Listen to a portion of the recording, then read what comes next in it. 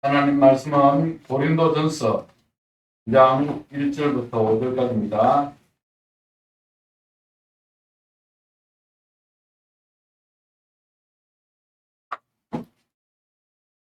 고린도전서 2장 1절부터 5절까지 얻으셨으면 한 절씩 교독을 하도록 하겠습니다. 1절을 제가 먼저 읽습니다. 형제들아, 내가 너희에게 나아가 하나님의 증거를 전할 때에 말과 지혜의 아름다운 것으로 아니하였나니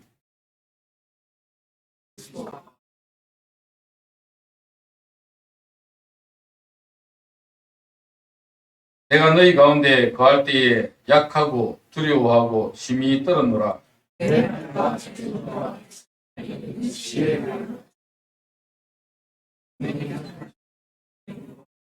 있습니다. 너희 믿음이 사람의 지혜에 있지 아니하고 하나님의 능력에 있게 하려 하였노라. 오늘 말씀의 제목은 너희 믿음이 하나님의 능력에 있게 하려 하노라 제목입니다. 오늘은 설 명절을 맞이하여 한 가족 예배로 드립니다.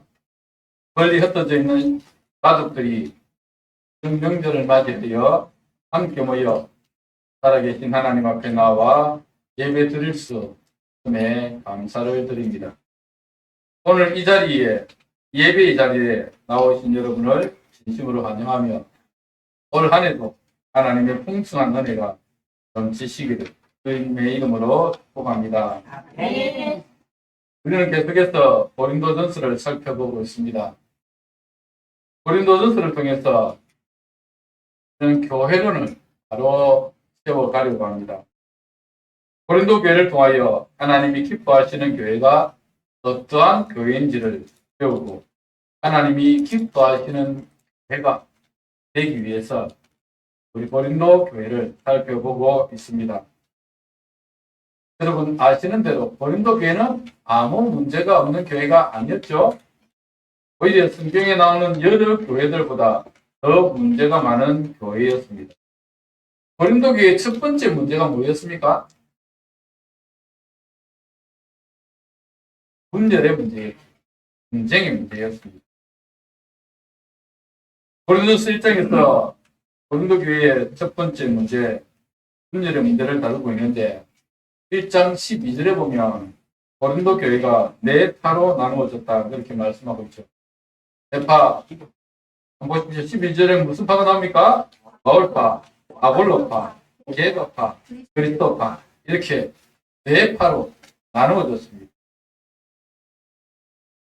여러분 교회는 하나인데 여기에 네 파로 나눠져서 서로 분쟁하고 싸우고 있으면 교회가 제대로 되겠습니까? 그렇죠? 안 되죠. 그렇습니다. 교회도 그렇고 가정도 그렇고 이렇게 나누어지고 분열하여서 싸우면 절대로 바로 세워질 수가 없습니다. 그래서 바울은 1장 10절에서 이렇게 말씀합니다. 내가 우리 주 예수 그리스도의 이름으로 너희를 권하노니 모두가 같은 말을 하고 너희 가운데 분쟁이 없이 같은 마음과 같은 뜻으로 온전히 합하라 이렇게 말씀합니다.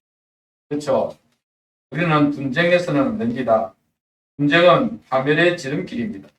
우리는 같은 말, 같은 마음, 같은 뜻으로 온전히 합해야 합니다. 머리 대신 구주 예수님의 뜻을 따라 그분의 말씀에 순종하고 그분을 섬기며 믿음 안에 살아야 합니다.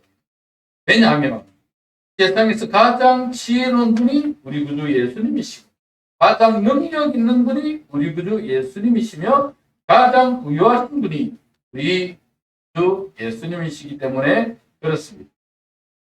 그리고 그분이야말로 우리의 연약함을 아시고 연약한 우리를 들어서 위대하게 사용하시기 때문에 그렇습니다. 고린도전서 1장 26절에서 29절에 보시면 이렇게 기록되어 있습니다. 형제들아 너희를 부르심을 보라. 육체를 따라 지혜로운 자가 많지 아니하며 능한 자가 많지 아니하며 분별 좋은 자가 많지 아니하구나.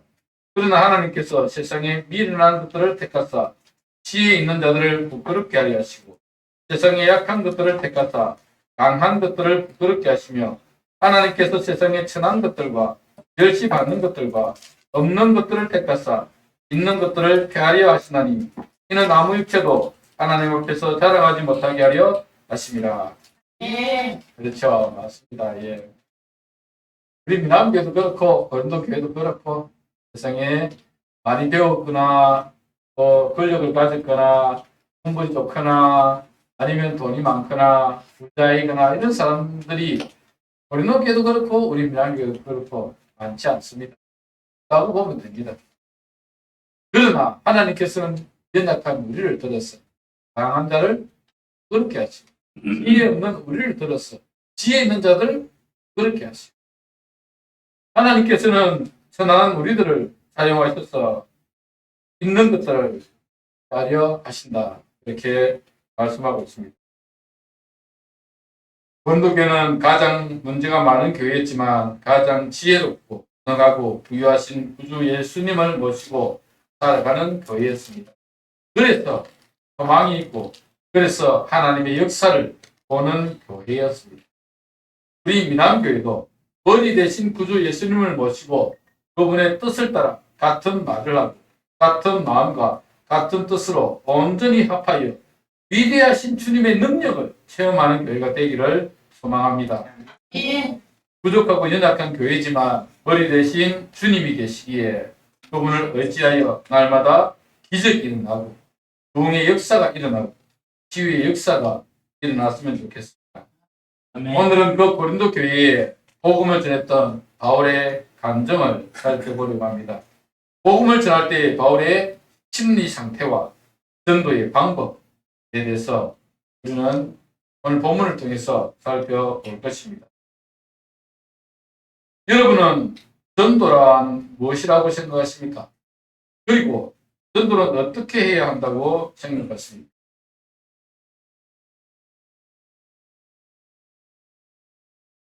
전도는 인간의 얄팍한 생각이나 기술로 하는 것이 아닙니다. 왜냐하면 전도는 인간의 지혜나 능력으로 하는 것이 아니고 하나님의 지혜와 능력으로 하는 것이기 때문에 그렇습니다. 우리는 전도할 때 설득을 하려고 합니다. 뭔가 그 사람을 설득시켜서 교회에 오도록 만들려고 합니다. 물론 어느 정도 설득이 필요하긴 합니다. 전혀 터무니없는 말이나 그 사람과 상관없는 말을 한다면 알아들을 수도 없고 공감할 수도 없을 것입니다. 그러나 궁극적으로 전도는 설득이 아니라 하나님의 능력에 의한 것입니다. 전에도 말씀드렸습니다만 구원은 인간의 노력에 의한 것이 아닙니다. 인간편에서 구원을 이룰 수 있는 방법은 없습니다. 구원은 하나님께서 이루시는 것입니다. 그래서 구원은 전적인 하나님의 은혜이며 하나님의 사역입니다. 이것을 이해하기 위해서 우리는 칼빈이 말한 구원의 5대 교리를 살펴보면 그것을 쉽게 이해할 수 있습니다. 칼빈의 5대 교리. 제가 신학교 들어가면서부터 마칠 때까지 칼빈의 5대 교리들 항상 들으면 배웠습니다. 칼빈의 5대 교리 첫째, 인간의 전적 부패. 이게 무슨 말이냐면 인간은 완전히 부패되었기 때문에 본받을 만한 여력이 없습니다. 만일 인간이 부분적으로 부패됐다면 부분적으로는 선한 것이 있기 때문에 그 선한 것을 통해서 본받을 수 있지만 전적 부패되었기 때문에 그래서 구원에 이를 수가 스스로 구원에 이를 수가 없다는 것입니다. 그것을 설명하기 위해서 예를 들면 이렇게 물컵에 물을 이렇게 따릅니다. 물을 따르면 이 물은 깨끗한 물입니다. 그런데 이 물에 검은 잉크를 한 방울만 터뜨리면 이 물은 버립니다. 전적으로 적은 물입니다. 배가 우리에게 들어올 때 배가 한 부분에만 들어온 것이 아닙니다. 이 전 인간을 다 시켰습니다. 그래서 칼빈의 5대 교리 가운데 첫 번째가 인간의 전적 부패입니다. 두 번째는 무조건적 선택입니다. 하나님은 인간을 구원할 때 어떤 조건을 보고 구원하지 않습니다. 얼굴이 잘생겼다든지, 우리 교회는 다 얼굴이 잘생겼기 때문에 도와줘야 마땅하지. 그것을 보고 하나님 구원하지 않습니다. 높은 지위에 있다든지, 돈이 많다든지 하는 어떤 조건을 보고 하나님이 구원하지 않는다는 것입니다. 조건이 아니라 무조건적. 세 번째는 제한된 구속입니다. 제한된 구속. 무슨 말이냐면 하나님께서는 모든 사람을 위해서 예수 그리스도를 보내신 것이 아니라는 것입니다. 택하신 자, 부르신 자, 부름에 응답한 자, 그 제한된 사람을 위해서 예수님께서는 십자가에 달려 돌아가시고 그들을 구원하셨다라는 것입니다. 모든 사람이 아니라 구원받기로 작정 택하신 자를 위해서 주님께서 돌아가셨습니다. 그래서 세 번째가 제한된 복입니다. 네 번째는 불가항력적 은혜입니다. 구원은 삼위 하나님의 사역입니다. 그렇죠? 성부, 성자, 성령. 성령께서는 구원을 위해서 무엇을 하셨죠? 계획을 하셨습니다. 설계를 하셨습니다. 어떻게 인간을 구원할지를 하나님의 지혜로 그 계획을 하셨고, 그리고 예수님은 그 하나님의 계획을 따라서 순종하여 십자가에 달려 돌아가셨습니다. 십자가에 달려 돌아가심으로 인해서 구원을 이루셨습니다. 완성해 놓으셨습니다. 성령께서는 그 이루어놓으신 구원을 우리에게 적용을 하시는데, 누군가가 복음을 전하면 그 들은 복음을 통해서 그 사람의 마음을 감화시키셔서 그 사람이 예수님을 믿도록 역사하시는 일을 하시는 분이 성령이십니다. 그래서 구원은 삼위 하나님의 사역입니다. 그 가운데 성령은 우리 인간이 복음을 받을 때에 택하신 자라면 저항할 수 없다. 물론 처음 복음을 들을 때 막 거부할 수 있습니다. 그러나 그 마음이 정말 갈급한 마음, 가난한 심령이 되게 하죠. 그래서 복음을 받아들이게 하도록 역사하시는 일을 하시는 분이 성령이십니다. 그래서 우리의 힘으로 불가항력적 은혜는 구원에 이룰 수 있게 되는 것입니다. 마지막 다섯 번째는 성도의 견인입니다. 성도의 견인. 성도의 견인은 우리 인간이 구원을 받았음에도 불구하고 이 땅을 살아가기 때문에 끊임없이 유혹에 노출되어 있습니다. 넘어질 수 있고 그 유혹에 넘어져서 죄를 지을 수 있습니다. 그런데 주님께서는 우리를 늘 함께 하셔서 우리를 지켜주시고 유혹에 넘어지지 않도록 도와주시고 혹시 넘어졌다고 해도 다시 일으켜주시고 하시는 분이 견인 하시는 분입니다. 그래서 성도를 견인합니다. 견인. 아니, 여러분 잘 아시는 단어죠. 견인차가 차를 끌고 가지 않습니까? 하지만 성령께서는 우리를 천국에 이르도록 견인해 가십니다. 이게 성도의 견인입니다. 이것이 칼빈주의 5대 교리입니다. 그것은 여기 철저합니다. 철저합니다. 칼빈주의 5대 교리에 아주 철저하고 정말 구원은 인간의 노력이나 힘이나 지혜나 능력으로 얻는 것이죠. 전적인 하나님의 은혜입니다. 하나님께서 우리를 부르셨고 택하셨고 하나님께서 성령 하나님께서 우리 가운데 역사하셔서 예수를 믿어 하나님의 자녀가 되도록 하셨다 하는 것입니다.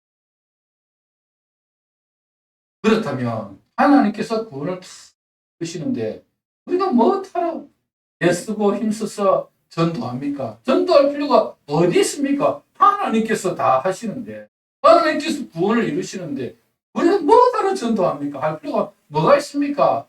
라고 말할 수 있겠죠. 그러나 성경은 인간이 해야 할 일이 한 가지가 있다고 말씀합니다. 그게 뭐죠? 그렇죠. 그것은 하나님의 구원의 역사를 사람들에게 알리는 것입니다. 예수 그리스도께서 우리 위해 십자가를 지심으로 우리 죄를 사해 주셨다는 것을 알려줘야 됩니다. 그렇지도 않았는데 어떻게 그들이 알 수가 있겠습니까? 우리의 베푸신 하나님의 놀라운 사랑을 전하지 않으면 알 수가 없기 때문에 우리는 이 사랑을 전하여 그들도 들을 수 있게 해야 합니다. 로마서 10장 14절 15절에 보면 이렇게 말씀하고 있습니다. 그런즉 믿지 아니하는 일을 어찌 부르리요? 듣지도 못한 일을 어찌 믿으리요? 전파하는 자가 없이 어찌 들으리요? 보내심을 받지 아니하였으면 어찌 전파하리요? 기록된 바 아름답도다 좋은 소식을 전하는 자들의 발이여 함과 같으니라. 이걸 거꾸로 하면 이렇습니다. 보내심을 받지 아니하였다면 전파할 자가 없겠죠. 그러면 누군가 하나님께서 우리를 보내셨습니다. 그러면 보내신 자가 전해야 들을 수가 있다는 것입니다. 전하지 않는데 들을 수가 없습니다. 복음을 전해야 들을 수가 있습니다. 하나님께서 구원을 이루시지만 누군가가 인간이 사람이 우리가 전해야만 그 복음을 듣고 하나님의 역사가 일어나는 것입니다. 그래서 우리 인간은 이 복음을 들고 나가서 해야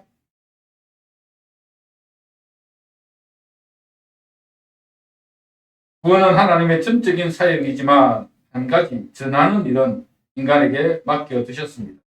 그래서 예수님은 마지막으로 하늘로 가시면서 이렇게 말씀하셨습니다. 너희는 온 천하에 다니며 만민에게 복음을 전파하라. 믿고 세례를 받는 사람은 구원을 얻을 것이요 믿지 않는 사람은 정죄를 받으리라. 예수님께서 너희는 만천하에 다니면서 복음을 전파하라. 믿고 세례를 받는 사람은 구원을 얻을 것이지만 믿지 않는 사람은 정죄를 당하게 될 것이다 라고 말씀하고 있습니다. 구원은 인간이 할 수 없습니다. 우리의 능력이나 우리의 힘으로 할 수 없습니다. 우리의 능력으로 우리 가족, 우리 친구, 우리 주인들 구원할 수 없습니다. 그러나 우리가 할 수 있는 일은 부지런히 복음을 전하는 일입니다. 우리는 전하는 일을 하고 구원하시는 일은 하나님께서 하십니다. 하나님은 인간의 마음을 가난하게 하시고 갈급하게 하셔서 복음을 받아들이게 하십니다. 우리는 그 사람이 복음을 받아들일 준비가 되었는지 아닌지 알 수가 없습니다. 그렇기 때문에 우리는 만나는 사람이 누구에게든지 복음을 전해야 합니다. 복음은 미사어구를 사용하여 멋지게 전하는 것이 아닙니다. 우리를 구원하기 위해 십자가를 지신 예수 그리스도를 전하는 것입니다. 오늘 본문 1절 2절 한번 보십시오. 고린도전서 2장 1절 2절입니다. 같이 한번 읽겠습니다. 시작. 형제들아 내가 너희에게 나아가 하나님의 증거를 전할 때에 말과 지혜의 아름다운 뜻으로 아니하였나니 내가 너희 중에서 예수 그리스도와 그가 십자가에 못 박히신 것 외에는 아무것도 알지 아니하기로 작정하였습니다. 바울은 사람들을 설득하기 위해서 미사어구를 사용하여 사람들을 설득하려고 하지 않았습니다. 오직 예수 그리스도와 그분이 십자가에서 죽으신 것만 증거했습니다.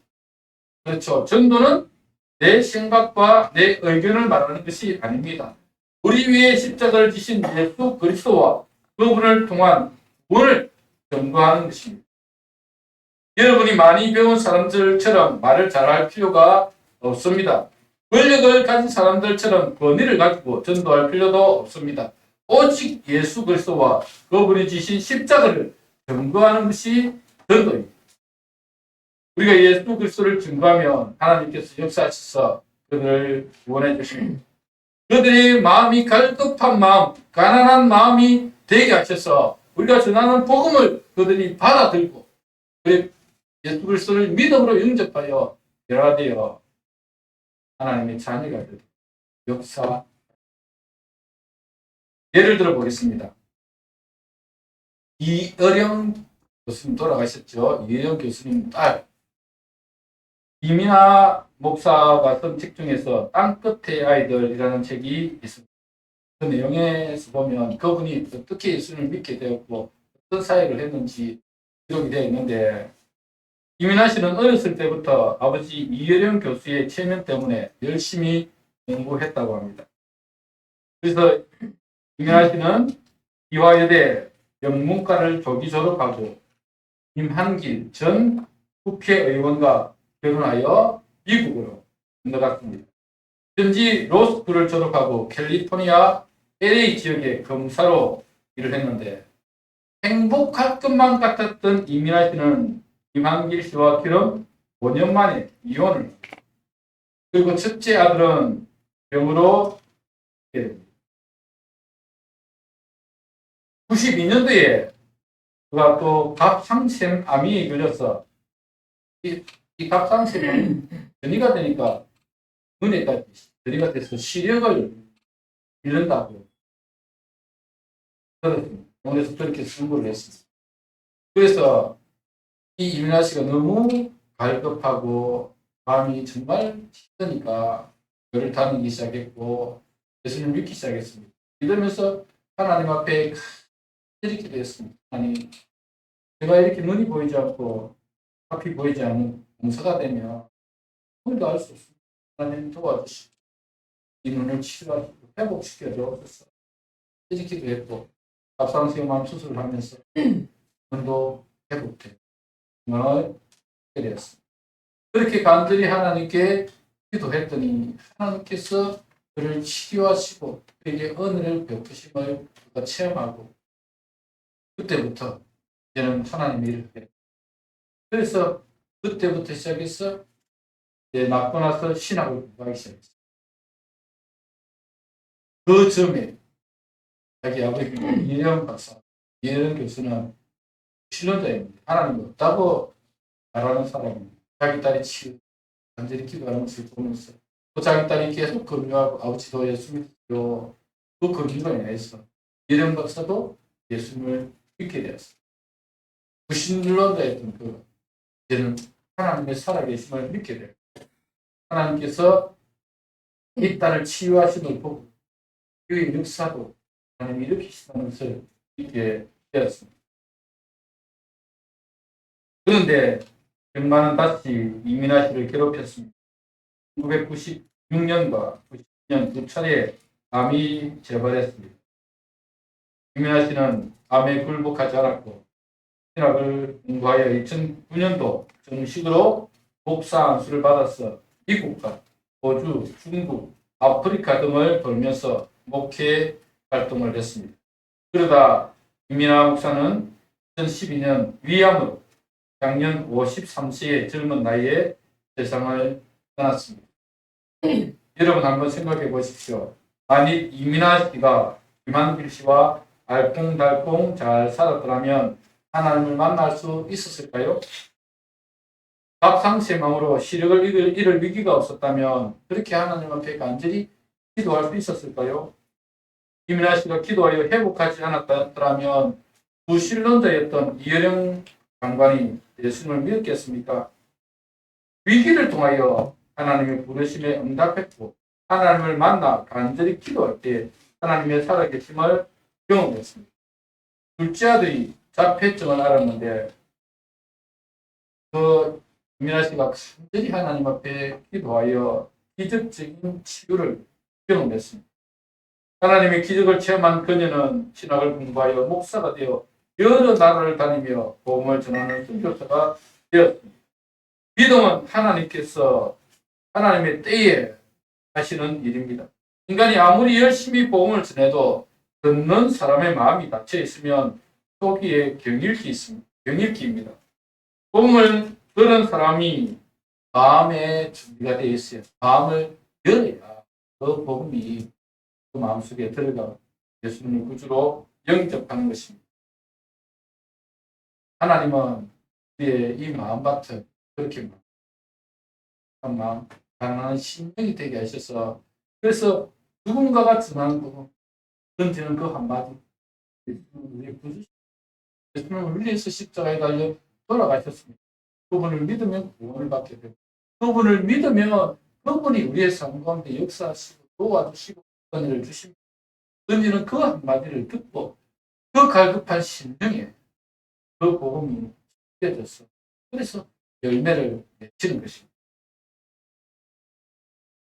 우리 주위에도 이런 갈급한 심령으로 복음을 기다리는 사람들이 많이 있습니다.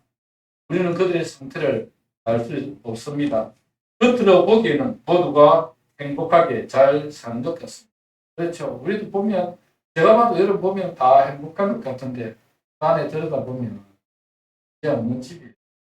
기도 제목이 없는 집이었고 떨지 않은 집이 그 집도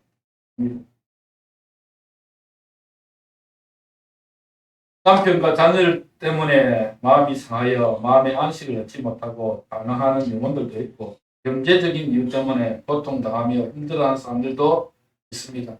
친구나 지인과의 관계로 인하여서 괴로워하는 사람들도 있고 질병 때문에 힘들어하는 사람도 있습니다. 무언가 마음의 안식이 필요하고 평안을 구하지만 세상은 그들에게 안식과 평안을 주지 못합니다. 그렇다고 자신의 문제를 다른 사람에게 말하기도 어렵습니다. 그들에게 필요한 것이 바로 우리의 구주 예수님과 십자가의 사랑입니다. 우리 위에 십자가에 죽으신 예수님을 알려주시고 그분께 나와 참된 안식과 평안을 누리게 해야 합니다. 예수님 안에 참 평안을 누리는 우리의 모습도 좀 보여주시고 예수님을 믿고 나니까 얼마나 우리가 마음이 평안하고 편안하고 있는지 우리 가정이 이 예수님을 위해서 회복되고 즐거움으로 살아가는 이런 모습들도 보여주는 것이 전도의 방편이라고 생각이 듭니다. 그래서 여러분 정말 우리는 전하는 밖에 예수 그리스도 그 십자가 하나님의 사랑 그걸 전하는 뿐이지만 하나님께서 이미 그들의 마음을 하나게 하시고 발견하게 하셔서 준비를 시킵니다. 그러면 우리가 전하는 그 갈급하신 영에 떨어졌어. 그래서 예수님을 믿게 되는 것입니다. 우리가 하는 일은 뭐라고요? 하는 것밖에. 하는 것밖에. 여기서 하나님께서 주시는 것입니다. 하나님은 인간이 연약하지만 연약한 우리를 들어 용하십니다. 오늘 본문 3절을 보시면 이렇게 기록되어 있습니다. 내가 너희 가운데 거할 때에 약하고 두려워하고 힘이 떨었노라. 이 본문을 헬라어 원문으로 보면 나는 약했고 그리고 두려워했고 그리고 심히 떨었고 그럴 때에 나는 여러분과 함께 있을 때였습니다. 이런 말입니다. 이것은 바울이 고린도에서 복음을 전할 때 약했던 자기 자신, 두려워했던 자기 자신, 그리고 심히 떨었던 자기 자신의 모습을 고백하고 있는 것입니다. 이 본문에 어떤 사람들은 바울의 어떤 질병을 이야기해요. 바울이 여러 가지 질병이 있지 않았습니까? 간질도 있었고, 안질도, 눈도 나빠. 여러 가지 질병이 있었기 때문에 그런 것들 때문에 바울이 이렇게 고백했었다라고 이야기하고 어떤 분들은 바울이 다니는 곳마다 유대인들이 많이 괴롭히지 않았습니까? 박해하고 핍박하고 이러고 돌을 들어 던지고 죽이고 어떤 일도 여러 번 있었어요. 그런 것들로 해서 두려워했다, 떨었다, 뭐 이렇게 말하는 분들도 있는데, 지대건 지금 바울 사도의 마음 상태 매우 불안하고 두려운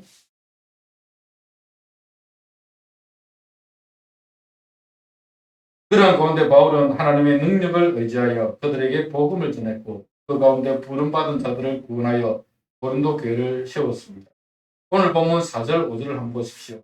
내 말과 내 전도함이 설득력 있는 지혜의 말로 하지 아니하고 다만 성령에 나타나신가 능력으로 하여 너희 믿음이 사람의 지혜에 있지 아니하고 다만 하나님의 능력에 있게 하여 하였노라.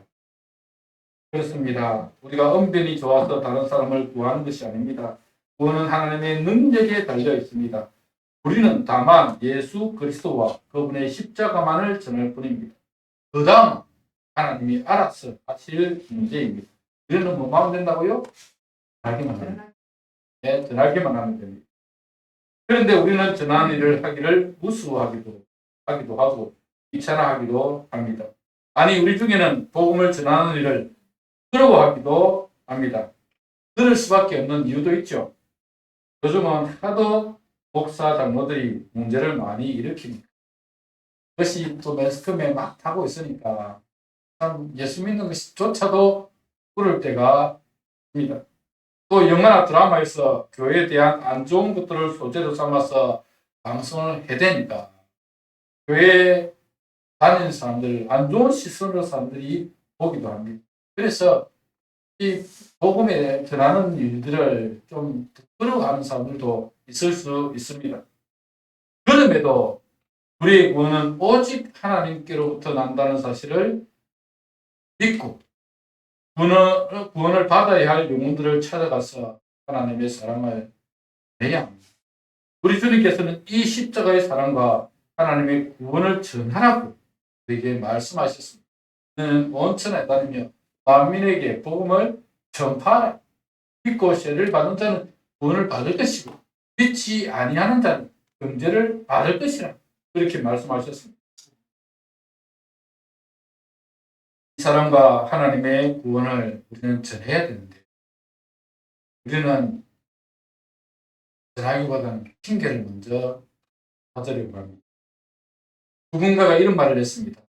인간은 포기하는 순간 핑계거리를 찾게 되고 할 수 있다고 하는 순간 방법을 찾게 된다. 그렇죠. 인간은 포기하는 순간 혹은 하기 싫은 것들이 있으면 핑계거리를 먼저 찾습니다. 복음을 전하라고 했는데 하기 싫으니까 또 귀찮으니까 포기했으니까 하지 않는 이유들, 핑계들을 다 다닙니다. 그런데 여러분 우리가 할 수 있다고 생각하는 순간 방법을 찾습니다. 어떻게 하면 할 수 있을까? 어떻게 하면 전도할 수 있을까? 어떻게 하면 구원받게 할 수 있을까? 방법을 찾습니다.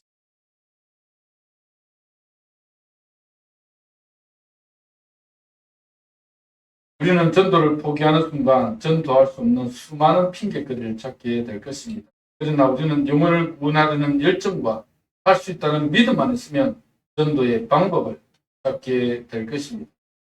사랑하는 여러분, 핑계거리를 찾아서 포기하지 마시기 바랍니다. 할 수 있다는 믿음을 가지고 방법을 찾아보시기 바랍니다. 우리가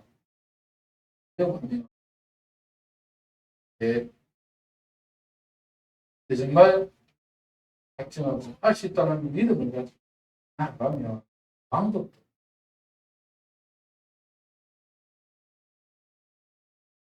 우리가 민남교회가 올해 회복을 넘어 꿈을 꾸며 나아갑니다. 꿈을 꿈꾸며 나아가는데 우리 교회도 할 수 있다. 하나님의 역사하시면 교회 작은 교회지만 하나님의 능력으로 이 역사가 일어날 수 있다는 믿음과 열정을 가지고 나가면 하나님께서 우리를 도와주시고 할 수 있는 방법을 보여주시고 원하는 자들을 붙여 주실 것입니다. 가지고 나가십니다. 하나님은 인간에게 사람을 선물로 주셨어요. 그렇죠. 여러분, 우리 주위에 사람이 없으면 외로울 수밖에 없어요. 하나님은 작은 돈으로 가족을 주셨어요. 그가 결혼을 해서 자녀를 우리에게 사람을 주셨어요. 우리 교회 공동체 안에 사람을 주시고 우리 주위에 지인들을 주시고 이런 사람들을 주셨어요. 그 사람들이 없으면 진짜 살아갈 수가 없습니다. 그런데 여러분, 이 사람들 가운데서는 하나님 주신 이 선물 가운데서는 깨지기 쉬운 선물도 있고 끊임없이 사랑해야 하는 선물도 있습니다.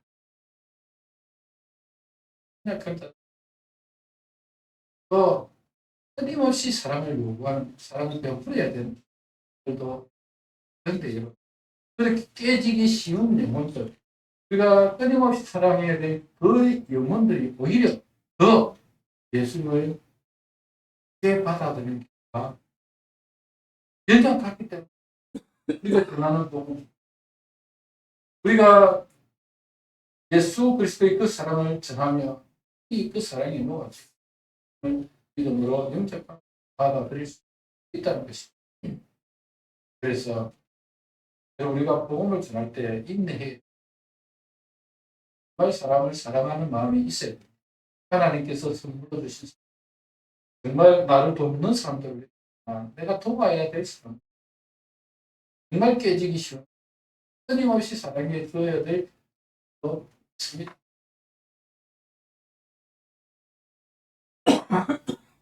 그래서 우리는 사람을 대할 때 깨지지 않도록 소중하게 다루어야 하고 끊임없이 사랑하며 섬겨야 할 때도 있습니다. 그러나 그 영혼이 하나님을 발견하여 새로운 피조물로 거듭나면 우리의 모든 수고는 영광으로 바뀌게 될 것입니다. 우리가 전한 복음을 통해 영혼이 구원받아 새로운 인생으로 거듭나게 되면 더 저주받은 인생이 하나님의 방법에 저주가 아니라 복으로 그들이 경제받아야 나타나지만 마다 하나님의 자녀로 영생을 누리며 살아갈 수 있다는 것입니다. 그렇게 그들이 변화되어서 그들이 새로운 인생을 살아가는 것을 보는 것이 얼마나 큰 보람입니까? 목사의 가장 큰 보람도 그것입니다. 정말 연약하고 부족하고 어떤 때는 정말 넘어질 수밖에 없는 그 사람이었지만 그가 예수님 믿어서 변화되고 새로운 인생을 살아가고 세상을 힘차게 살아가는 그 모습들을 보면서 보람을 느낍니다. 우리가 정말 포기하지 않고 그 영혼을 향해서 깨지기 쉬운 영혼들은 훌륭하게 그 영혼을 지키고 또 끊임없이 사랑을 요구하는 그들을 도와가며 그들에게 복음을 전하는 그 영혼들이 되어 새로운 인생으로 살아가는 그만큼 보람있는 그런 사도 바울도 모르긴 해도 이런 보람 있는 복음을 전하는 것이 그렇게 영혼이 구원받아 하나님의 자녀가 되는 것을 보면서 기쁨으로 복음을 전하지 않았을까. 사랑하는 여러분,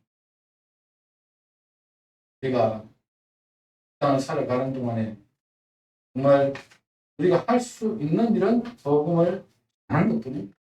어제는 하나님이 하시는 일까지 할 수 있습니다.